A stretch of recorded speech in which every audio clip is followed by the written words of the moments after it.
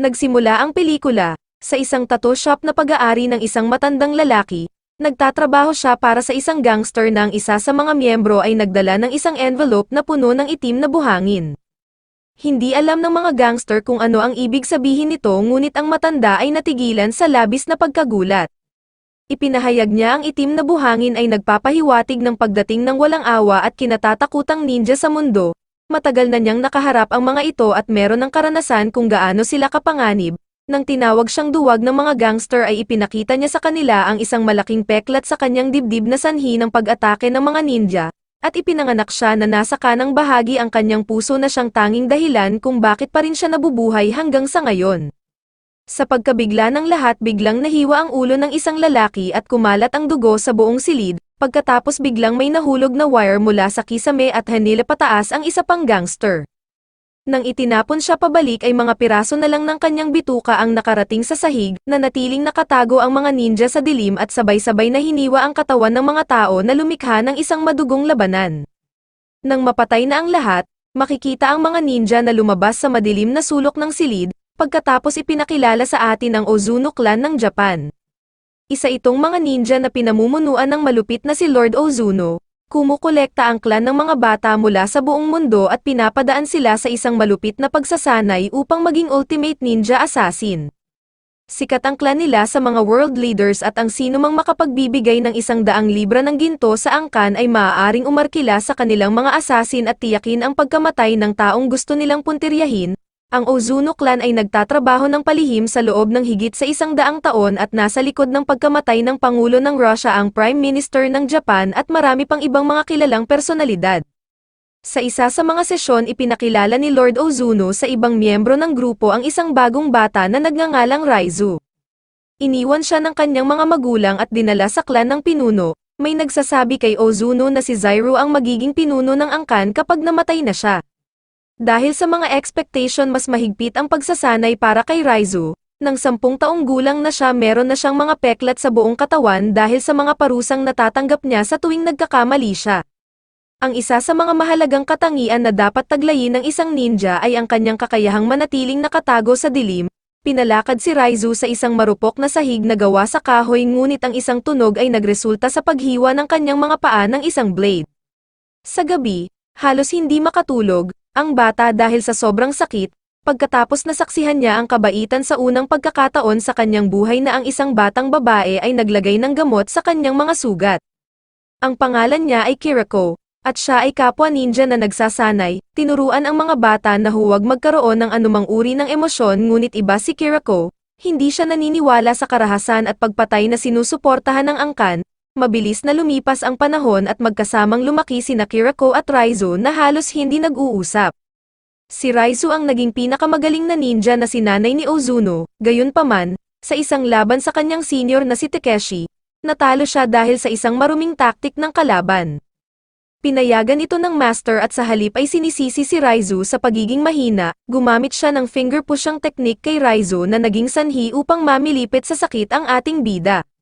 Ang kanyang pinakahuling pagsubok ay ma-survive ang buong gabi nang walang natatanggap na tulong medikal. Sa kanyang pagbabalik kinabukasan ay nakita siya ni Ozuno na handa na para sa panibagong pagsasanay, at ipinagmalaki ang estudyante para sa pagpasa niya sa pagsusulit. Hindi nagtagal, si Raizu ay naging magaling na ninja ng angkan, at tinalo ang kalaban na naka-blindfold at nakagapos ang kanyang mga kamay. Ipinagmamalaki siya ni Kiriko, ngunit labis na nadidismaya sa paraan ng pamumuhay ng angkan ng Ozuno. Madalas niyang binabalewala ang mga alituntunin ng angkan, kaya binalaan siya ni Raizu na tatakot siya na kapag nalaman ito ng pinuno kukunin ng master ang kanyang puso, ngunit sinabi ni Kiriko na nasa kay Raizu ang kanyang puso kaya hinding-hindi ito mananakaw. Sa isang training session inutos sa dalaga na saktan ang kalaban gamit ang isang kutsilyo. Nang hindi ito magawa ni Kiriko, hiniwan ni Ozuno ang kanyang mukha at ipinasok siya sa kulungan. Palihim na lumabas si Raizu upang makipagkita sa kanya at pinainom siya ng tubig. Pagkalipas ng ilang araw sa isang maulan na gabi, umakyat si Kiriko sa isang pader para tumakas at hinikayat si Raizu na sumama sa kanya. Ngunit mas pinili niyang wag sumama at gustong manatiling tapat sa angkan dahil ito lang ang tanging alam niya. Kalaunan nahuli si Kiriko at nakatakdang patayin, sinaksak siya sa puso ni Takashi sa harap ng lahat. Isang bahagi ni Raizu ang namatay sa araw na iyon ngunit nagpasya pa rin siyang manatiling tapat sa angkan. Makalipas ang ilang taon, lumipat ang eksena sa Berlin Europe headquarters, ang forensic researcher na si Micah ay nakahanap ng ebidensya tungkol sa pagkakaroon ng clan. Hindi niya alam kung gaano kapanganib ang piraso ng impormasyon, kaya dinala niya ito sa kanyang senior na si Maslow. Tumanggi siyang maniwala na merong isang secret ninja organization na ang mga elite lang ang nakakaalam, ngunit ipinakita sa kanya ni Micah ang mga report na nagpapatunay sa koneksyon sa pagitan ng daloy ng pera mula sa mga world leader at ang pagkamatay ng maraming kilalang tao. Ngayong interesado na si Maslow ay nagpasya siyang maghukay na higit pa sa usapin. Nalaman nila na ang isang higher official KGB agent na nagngangalang Alexei ay gumawa ng katulad ng mga report sa nakaraan. Ngunit nang magsimulang makilala ang kanyang trabaho, tinanggal siya sa kanyang posisyon dahil sa kanyang kahibangan at kalaunan ay pinatay. Pagkatapos makikita natin si Raizo na nasa lungsod ng Berlin at nakatira siya sa isang lumang apartment para sa isang espesyal na gawain, nagsasanay siya tuwing umaga sa isang block ng mga pako tulad ng itinuro sa kanya ng kanyang master. Isang araw, pumunta siya sa laundry shop at nakasalubong ang isang babae. Mukhang pala kaibigan siya ngunit agad niya itong nakilala bilang isang ninja. Inatake nila ang isa't isa at nagkaroon ng isang mahigpit na laban. Ilang sandali pa ang tumutulo ang dugo mula sa washing machine at umiikot ang katawan ng babae sa loob nito. Samantala, gumawa ng investigasyon si Micah tungkol sa usapin at pinuntahan ang asawa ng dating agent na pinatay dahil sa paggawa ng report. Ipinahayag ng babae na isang matapang na lalaki ang kanyang asawa ngunit pagkatapos ng skandal biglang nagbago ang lahat. Naging sobrang duwag ang kanyang asawa na ang bawat pinto at bintana ay merong 2 lock at ang bawat sulok ng bahay ay dapat maliwanag. Wala siyang iniwang puwang para sa anino upang walang mapagtataguan ang mga ninja, subalit isang gabi namatay ang mga ilaw at pinatay siya. Kinabukasan, sa trabaho isang higher official ang pumunta sa opisina ni Micah upang gumawa ng evaluation. Malinaw na nandoon siya para bantayan ang babae dahil masyado siyang curious sa mga bagay na hindi niya dapat malaman. Nang gabing iyon maingat na umuwi si Micah ngunit nalaman niyang nawalan ng kuryente sa buong lugar. Gayunpaman, pumasok pa rin siya sa kanyang madilim na apartment ngunit bigla siyang inatake ng isang ninja. Sa kanyang pagkabigla isa pang ninja ang nagligtas sa kanyang buhay at pumatay sa mga assassin. Siya ay walang iba kundi ang lalaking si Raizu. Ipinakita ang isa pang flashback kung saan nasa isang misyon si Raizu upang kumpletuhin ang kanyang unang assassination. Pagkatapos ng misyon, pumunta siya sa rooftop upang makipagkita sa iba pang miyembro ng clan. Pinaalam ni Lord Ozuno na ipinagmamalaki niya si Raizu at pinalapit siya sa kanya. Sa kanyang pagkabigla, inatake siya ni Raizu gamit ang blade na humiwas sa kanyang mukha at isang mata. Dahil dito inatake siya ng kanyang mga kapwa ninja at itinapon pababa ng gusali, halos hindi nakaligtas sa pagkahulog si Raizu nang bumagsak siya sa tubig.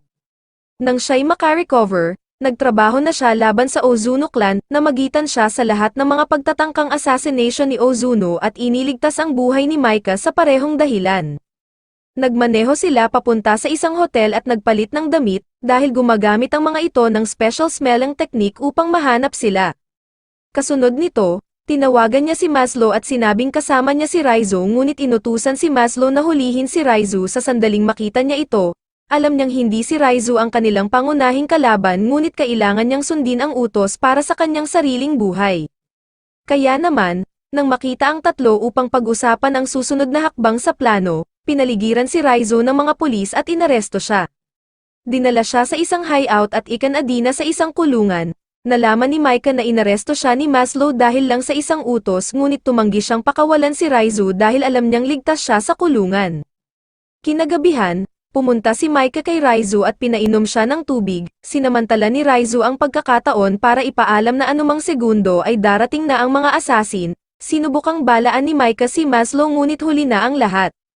Namatay ang mga ilaw at lumabas ang napakaraming ninja sa dilim. Kahit merong pinaka-advance na sandata na napatunayang walang binatbat ang mga sundalo laban sa mga mabibilis na ninja, nagmamadaling binuksan ni Micah ang chain sa mga kamay ni Raizu bago pa siya mapatay ng isang assassin. Nilabanan niya ang mga ninja at inutusan si Micah na tumakas na sa lugar dahil hindi niya kayang iligtas silang dalawa. Si Raizu ang pinakamahusay na mag-aaral na meron ng Ozuno clan gayunpaman, mahirap para sa kanya na labanan ng isang grupo ng mga ninja. Sa huli, siya at si Takeshi ay napunta sa kalsada. kaya kinuha ni Takeshi ang kanyang espada para wakasan na ang buhay ni Raizu, ngunit dumating si Maika sa tamang oras at binangga siya ng kanyang sasakyan. Pagkatapos, dinala niya si Raizu sa isang hotel, kahit malubha siyang nasugatan tumanggi si Raizu na pumunta sa doktor.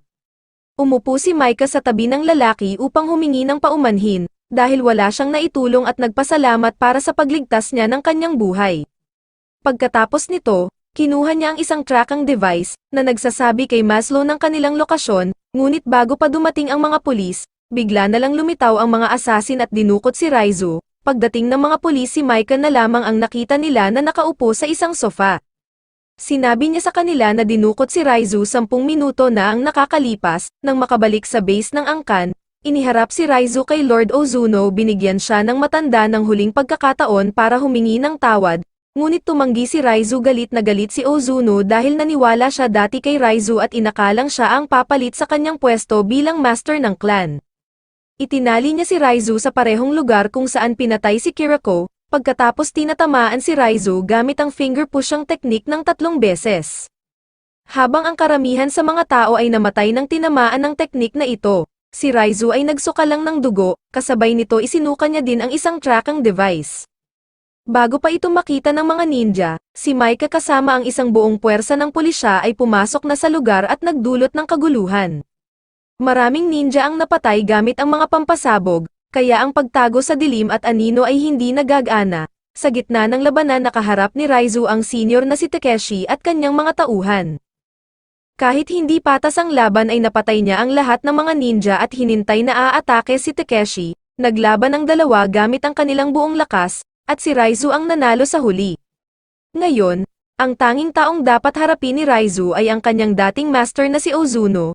Natagpuan niya ang matanda sa loob ng isang silid na nakaupo ng mahinahon habang ang mga tao ay namamatay sa labas. Pinatunayan ng master ang kanyang galing, sa pamamagitan ng pagkawala sa hangin at paglabas sa anino sa likod ni Raizu. Gamit ang isang pagtulak pinalipad niya si Raizu sa kabilang silid. Pareho silang naglabas ng kanilang mga espada na humantong sa isang mabangis na sword fight. Binigyan siya ni Ozuno ng isa pang pagkakataon para humingi ng tawad at sinabing siya ang ama ni Raizu. Ngunit tumugon si Raizu na hindi siya anak ng sinuman at sa oras na mapatay niya si Ozuno, ito ang magiging simula ng kanyang malayang buhay. Nang masabi ito, tumalon ang dalawa sa isa't isa ngunit muling nawala si Ozuno. Biglang pumasok si Maika sa silid upang tulungan si Raizu. Gayunpaman, muling lumitaw si Ozuno mula sa mga anino at sinaksak si Maika gamit ang espada. Ang laban ay nahulog sa panig ni Ozuno hanggang sa gawin ni Raizu ang kaparehong teknik, at hiniwa ang kanyang katawan ng paulit-ulit mula sa mga anino. Sa huli, napatay si Lord Ozuno gamit ang isang espada na tumama sa kanyang balikat. Pagkatapos ng laban, inilabas ni Raizu si Maika at lumapit ang mga paramedic upang tulungan ang dalaga. Lumalabas na ipinanganak din si Maika na nasa kanang bahagi ang kanyang puso at ang ibig sabihin nito ay mabubuhay siya. Sa huling eksena, umakyat si Raizu sa bakod ng academy gaya ng dating gustong ipagawa ni Kiriko sa kanya. At dito na nagtatapos ang pelikula. Kung nagustuhan mo ang ating kwento, pakipindot naman ang like button. Salamat!